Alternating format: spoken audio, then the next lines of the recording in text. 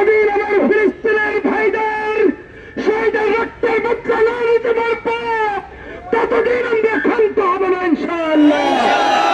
আজকে রাজপথে এসেছে, রাজপথের থেকে আমাদের অধিকার আদায় করুন।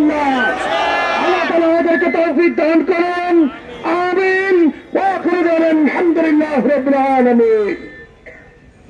সংগ্রামী জনতা, ওই ফিলিস্তিনের শিশুদের উপর নির্যাতিত হচ্ছে, নারীদের উপর নির্যাতন করা হচ্ছে,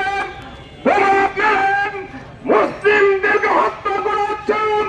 আমরা জাতিসংঘকে বলতে চাই, আপনারা নিরবতা ভাঙুন। ওই নয়, মুসলিম বিশ্ব ঐক্যবদ্ধ হয়ে এই দায়ী মোকাবেলা করবে ইনশাআল্লাহ।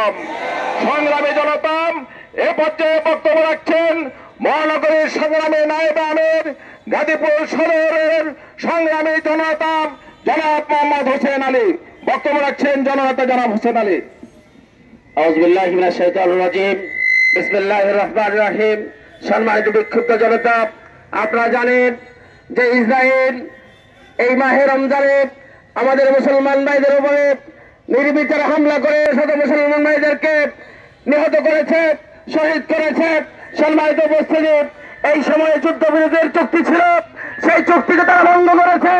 আমরা বলতে চাই, জাতিসংঘ সহ আইসি সহ সকলকে কার্যকরী ভূমিকা নিয়ে অবিলম্বে যুদ্ধ বন্ধ করতে হবে, ফিলিস্তিনকে স্বাধীন করতে হবে।